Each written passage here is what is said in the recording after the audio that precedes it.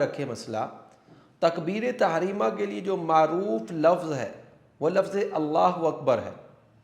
جو کہ خالصتاً اللہ تبارک و تعالیٰ کی تعظیم پر دلالت کرتا ہے۔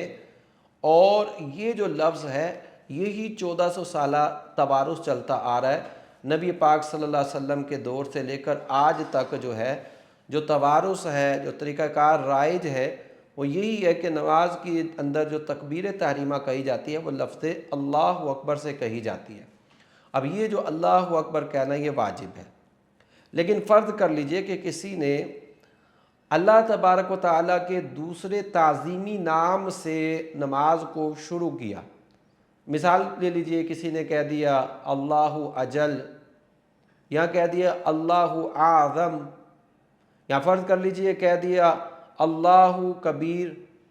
یا اللہ الاکبر۔ اللہ اکبر ہے نا، اس نے ہا کو لام سے ملا دیا، الف لام کا اضافہ کر دیا۔ یا فرض کر دیجئے اللہ الکبیر،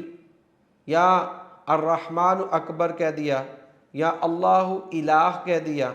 یا لا الہ الا اللہ کہہ دیا، یا سبحان اللہ کہہ دیا، اسی طرح الحمدللہ کہہ دیا، یا لا الہ غیرہ کہہ دیا، یا تبارک اللہ کہہ دیا۔ تو یہ الغرض یہ جتنے بھی اللہ تبارک و تعالیٰ کے تعظیمی نام ہیں، تو ان تعظیمی ناموں کے ساتھ اگر کسی نے اپنی نماز شروع کی تو اس کی نماز شروع تو ہو جائے گی، لیکن یہ جو تبدیلی ہوگی یہ مکروہ تحریمی ہوگی، گناہ کا کام ہوگا۔ تو اس لیے اس طرح کی تبدیلی نہ کی جائے، بلکہ جو معروف لفظ ہے لفظ اللہ اکبر، اسی سے آپ اپنی نماز کا آغاز کریں گے۔ اسی طرح دیکھیں، اگر کوئی ایسے کلمات ہے جس میں کوئی دعا یا حاجت کا مطالبہ ہوتا ہے، اس طرح اللہم اغفر لی، اللہم ارحمنی، اللہم ارزقنی، تو یہ ان تینوں الفاظ جو ہے، ان تینوں الفاظ کے ساتھ مقصد کیا ہے؟ ان کے ساتھ مقصد یہ ہے کہ یا تو دعا ہے یا پھر کوئی حاجت کو طلب کیا جا رہا ہے۔ تو ان صورتوں کے اندر یاد رکھیے کہ ان الفاظ کے ساتھ اگر کسی نے اپنی نماز شروع کی تو اس کی نماز نہیں ہوگی۔ اسی طرح یہ دیکھیے کہ جو لفظ ہے یہ لفظ اللہ اکبر ہے، اللہ کے الف پر مدہ وہ نہیں ہے، تنبہ نہیں کرنا، اور اکبر کا جو ہے اس کا جو حمزہ ہے اس کو ہم نے لمبا نہیں کرنا۔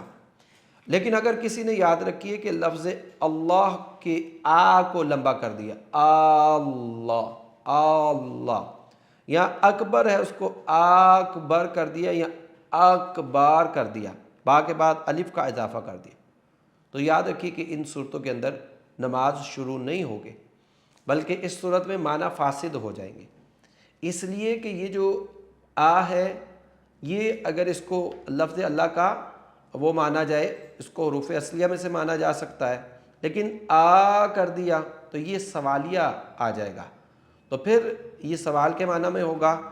اور قصدن یعنی کوئی عقیدہ رکھ کر کے کرے تو پھر تو ظاہری بات ہے کہ پھر اس پر سخت حکم